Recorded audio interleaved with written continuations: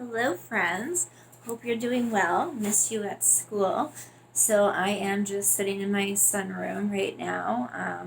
Thought I'd read some stories because that's one of my favorite things is reading stories in school. So I borrowed two from my older son Evan to read to you today. And the first one you may know is Dragons Love Tacos, written by Adam Rubin. So this is a fun book, one of his favorites. And there's two, so maybe another day I can read part two. This is the first one. Turn this so you can see better. Hey kid, did you know that dragons love tacos? They love beef tacos and chicken tacos. They really love big, gigantic tacos and tiny little baby tacos as well.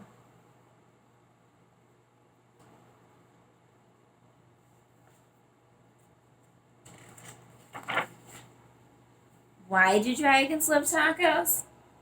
Maybe it's the smell from the sizzling pan. Maybe it's the crunch of the crispy tortillas. Maybe it's a secret. Either way, if you want to make friends with dragons, tacos are key. Hey dragon, why do you guys love tacos so much? Any guesses as to whether this is fiction or nonfiction? Do tacos eat dragons? Do dragons eat tacos? Tacos hopefully don't eat dragons, right? Dragons don't eat tacos. Do dragons talk to each other? Probably not. But wait! As much as dragons love tacos, they hate spicy salsa even more. They hate spicy green salsa and spicy red salsa. They hate spicy chunky salsa and spicy smooth salsa. If the salsa is spicy at all, dragons can't stand it.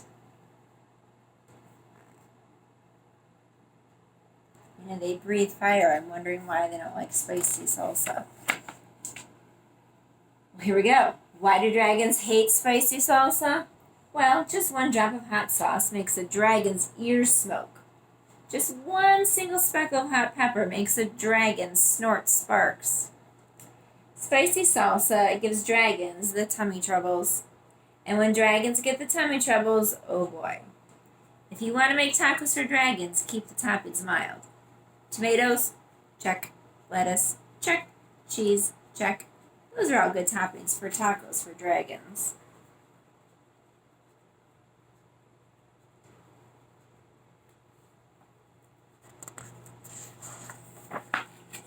Hey dragon, how do you feel about spicy taco toppings? As he's laying on his back holding his tummy like bleh. Kind of gives us a clue as to what he's thinking. Dragons love parties. They like costume parties and pool parties. They like big gigantic parties with accordions and tiny little parties with charades. Why do dragons love parties? Maybe it's the conversation. Maybe it's the dancing. Maybe it's the comforting sound of a good friend's laughter. You all know what that's like, right? One friend starts laughing, and then another friend starts laughing, and it's contagious. It's catchy. Makes us all start to laugh. The only thing dragons love more than parties or tacos is, what do you think? Taco parties! Taco parties are parties with lots of tacos. And I know lots of us love tacos because we had that story from Mrs. Landai last week. If you want to have some dragons over for a taco party, you'll need buckets of tacos. Pant loads of tacos. The best way to judge is to get a boat and fill the boat with tacos. That's about how many tacos dragons need for a taco party. After all, dragons love tacos. Hey dragon, are you excited for the big taco party?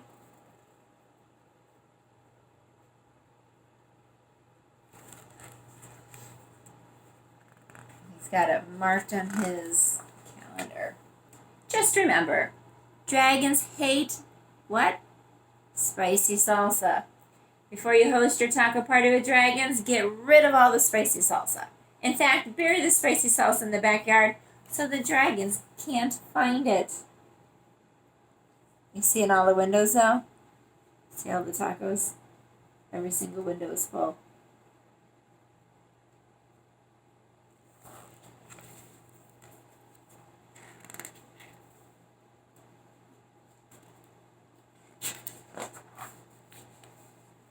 These dragons love your taco party. They love the music, they love the decorations, they especially love the tacos. Congratulations. We're having a grand old time. I could really go for some tacos right now. We actually made them the other night for dinner, and I believe all our salsa we made is gone. They're so good. It's a good thing you got rid of all that spicy. Wait a second. What are those little green things in the salsa? You didn't read the fine print? Totally mild salsa.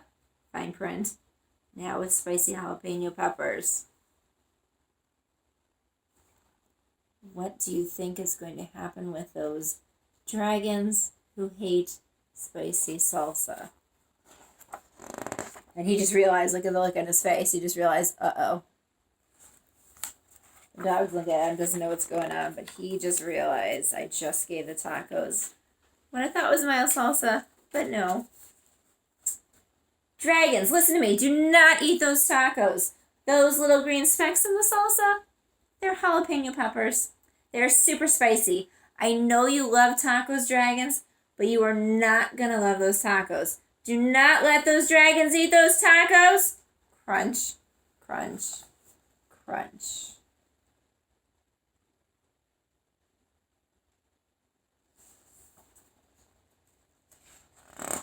I take it dragons don't read either. Too late. Look what happened. They've got fire shooting out everywhere.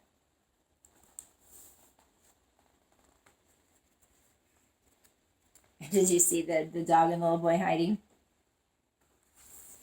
I don't think I would want to be part of that either. And after the fire's gone comes all of the smoke.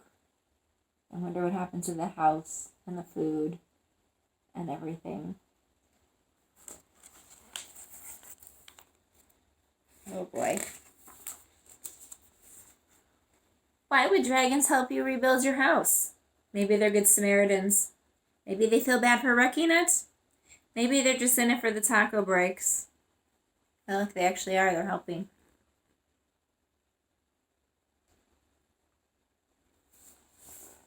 They're also eating tacos on the side. Maybe that's his way of saying thank you, hopefully with my own salsa. After all, dragons love tacos. So even after the spicy salsa incident, they will work for tacos. Fun story. And then I actually have a second story if you want to stay and listen. So yesterday was so nice out, and I hope some of you guys got outside. I know we're all kind of stuck in the house and not going places. I was able to take both my boys out yesterday. My older son went on his scooter for a little bit. He actually has to do some gym time for his e-learning days for school anyway. So I made him go outside, but it was so nice out. And then we walked around. We have a pond out here. I'll just kind of flip you around if you can see. I don't know if we can see there because I can't see the screen right now, but there's a pond in the back. And so our neighborhood goes around the pond. And so we put the baby in his little kind of car thing he has. And my older son pushed him around. And we went for a walk around the pond yesterday and just kind of played outside for a little bit. But today it's raining, which is a bummer because now we're really stuck in the house. So because of the rain and because I don't remember which reading group, we were actually talking about this book the other day in class, Cloudy with a Chance of Meatballs. So I thought I would read this because one of the books that we read, I said reminded me of this book, and some of you were thinking maybe you'd heard it. It's also a story. It's also a movie. So they took this book and turned it into a movie. So Cloudy with a Chance of Meatballs is written by Judy Barrett and drawn or illustrated by Ron Barrett. So they must be, I don't know if they're married or their family, but they did this book together. And this is always a fun one. It's actually one of my favorites. It's one of my older ones I had before my son, so you can see it's actually starting to fall apart because we've had it for so long. It's a good story.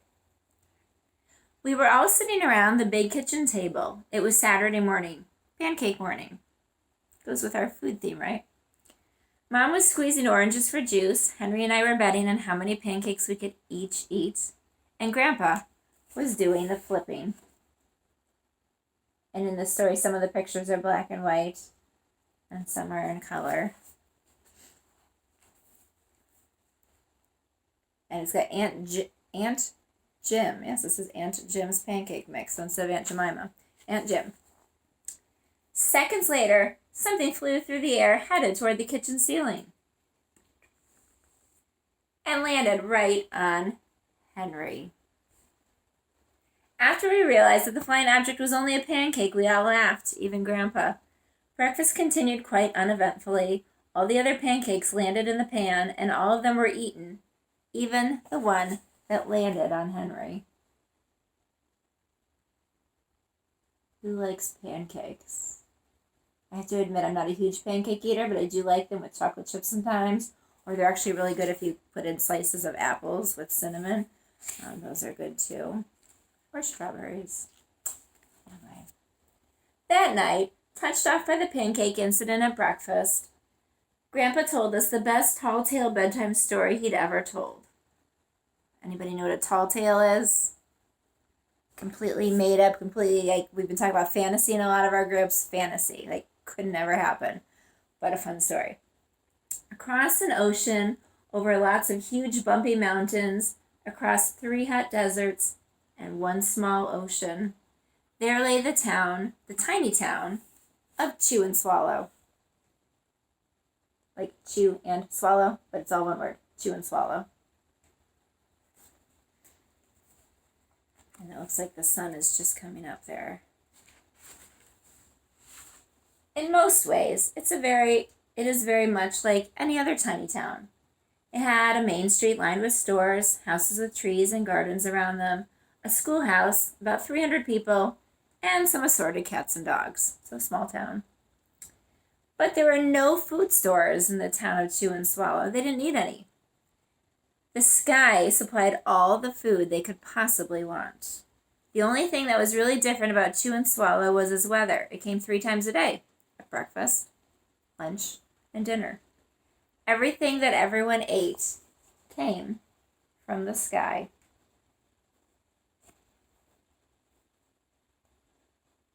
But this is interesting. This has nothing to do with the story, but another way I can tell this book is old, it costs $3.95. I mean, it is paperback, but I'm thinking it'd probably be more. Whatever the weather served, that was what they ate. So they didn't really have a choice. But it never rained rain, and it never snowed snow. There you go, so you can see it better. It rained, and it never blew just wind. It rained things like soup and juice. It snowed mashed potatoes and green peas. And sometimes the wind blew in storms of hamburgers. What would you want it to? I feel like I would want it to rain or snow ice cream because I love ice cream. I guess snow would make more sense. But then maybe it could rain chocolate syrup. And I wouldn't mind if the wind blew in some lasagna. And I haven't had lunch yet, so all these food stories. Yum. The people could watch the weather report on television in the morning, and they would even hear a prediction for the next day's food. When the townspeople went outside, they carried their plates, cups, glasses, forks, spoons, knives, and napkins with them. That way they would always be prepared for any kind of weather. If there were leftovers, and there usually were, the people took them home and put them in the refrigerators in case they got hungry between meals. So they could save leftover weather or snack for snack.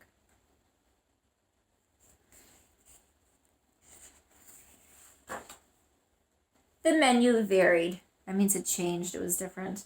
By the time they woke up in the morning, breakfast was coming down. After a brief shower of orange juice, low clouds of sunny side eggs moved in, followed by pieces of toast. Butter and jelly sprinkled down for the toast, and most of the time, it rained milk afterward. For lunch one day, frankfurters, you know what those are? Hot dogs. Already in the rolls, blew in from the northwest at about 5 miles an hour. There were mustard clouds nearby, and then the wind shifted to the east and brought in baked beans. A drizzle of soda finished off the meal. Do you think you guys would like this? I think it'd be fun, but then you also don't get to choose what you're going to eat. You get what you get. But it seems like a fun way. Although there could be some issues with it. Dinner one night consisted of lamb chops, becoming heavy at times with occasional ketchup. Periods of peas and baked potatoes were followed by gradual clearing with a wonderful jello setting in the west. The sanitation department, so that's your trash department, of Chew and Swallow had a rather unusual job for a sanitation department. It had to remove the food that fell on the houses and sidewalks and the lawns. The workers cleaned things up after every meal and fed all the dogs and cats. Then they emptied some of it into the surrounding oceans for the fish and turtles and whales to eat. The rest of the food was put back into the earth so that the soil would be richer for the people's flower gardens. So at least they took the waste and they didn't just throw it away. They used it. They used it for animals. They used it to grow flowers and vegetables in the garden. Actually, I wonder if they did do vegetables in the garden. The food came from the sky. Something to think about. Life for the townspeople was delicious until the weather took a turn for the worse. It says the Chew and Swallow Digest. Spaghetti ties up town. Traffic snarled on Lower Intestine Street. Record-breaking pasta fall causes chaos. One day there was nothing but gorgonzola cheese all day long. How'd you like to eat cheese all day long? I mean, I like cheese, but that's a lot of cheese. The next day there was only broccoli, all overcooked. And the next day there were Brussels sprouts and peanut butter with mayonnaise. Okay, so I like Brussels sprouts, I like peanut butter, but together, I don't think so. Another day there was a pea soup fog. No one could see where they were going, and they could barely find the rest of the meal that got stuck in the fog. So there are some issues. There's some problems. I wonder if they'll be able to solve them. The food was getting larger and larger, and so were the portions. The people were getting frightened. Violent storms blew up frequently. Awful things were happening. One Tuesday, there was a hurricane of bread and rolls all day long and into the night. There were soft rolls and hard rolls, some with seeds and some without. There was white bread and rye and whole wheat toast. Most of it was larger than they had ever seen bread and rolls before. Everyone had to stay indoors. Roofs were damaged and the sanitation department was beside itself. The mess took the workers 4 days to clean up, and the sea was full of floating rolls. To help out, the people piled up as much bread as they could in their backyards. The birds picked at it a bit, but it just stayed there and got staler and staler. There was a storm of pancakes one morning and a downpour of maple syrup that nearly flooded the town. A huge pancake covered the school. No one could get it off because of its weight, so they had to close the school.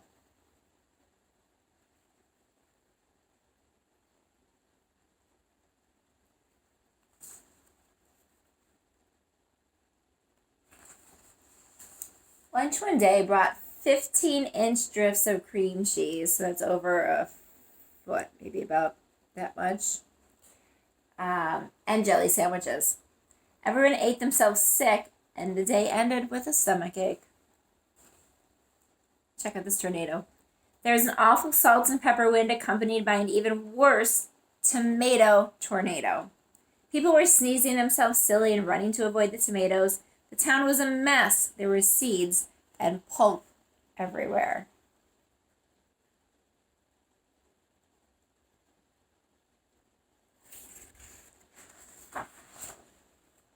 The sanitation department gave up. The job was too big. Everyone feared for their lives. They couldn't go outside most of the time. Many houses had been badly damaged by giant meatballs.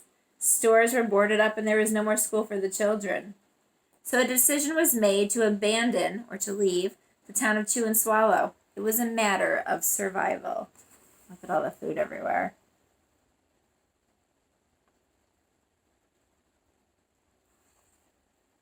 Big hamburgers, donuts, olives coming down, ice cream scoops, dogs stuck in some cheese on the pizza. The people glued together the giant pieces of stale bread sandwich style with peanut butter, took the absolute necessities with them, and set sail on their rafts for a new land, like a food boat, a food sailboat. That's one way to be creative. After being afloat for a week, they finally reached a small coastal town which welcomed them. The bread, which held up surprisingly well, you'd think it'd get soggy, right? Well enough for them to build temporary houses for themselves out of it. The children began school again, and the adults all tried to find places for themselves in the new land. The biggest change they had to make was getting used to buying food at a supermarket and grocery store. They found it odd that the food was kept on shelves, packaged in boxes, cans, and bottles. Meat that had to be cooked was kept in large refrigerators. Nothing came down from the sky except rain and snow. The clouds above their heads were not made of fried eggs, and no one ever got hit by a hamburger again. And nobody dared to go back to Chew and Swallow to find out what had happened to it. They were too afraid. Henry and I were awake until the very end of Grandpa's story. I remember his goodnight kiss.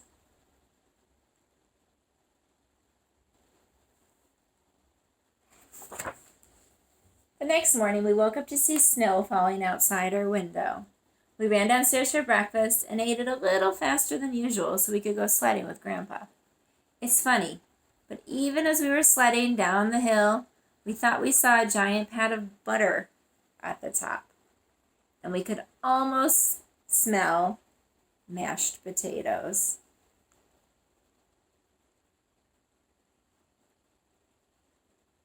So now after hearing that story, they're imagining what it would have been like to live there. The end. So those were 2 stories I wanted to share with you today. I will find some more for tomorrow. I don't know if we'll get on every day, but the days that we at least have our distance learning days, so we can kind of keep in touch that way, and you can hear some stories, or maybe, I don't know, maybe we'll find something else to do. But just want to say hello, and like I said, just share those with you. Hope you enjoyed the stories, and hope you're doing okay with your distance learning. Email me or dojo message me if you have any questions. If you need any help, I'm here to help with that. And let's enjoy the rest of this rainy day. And I will see you tomorrow. Right here, same place. Thanks.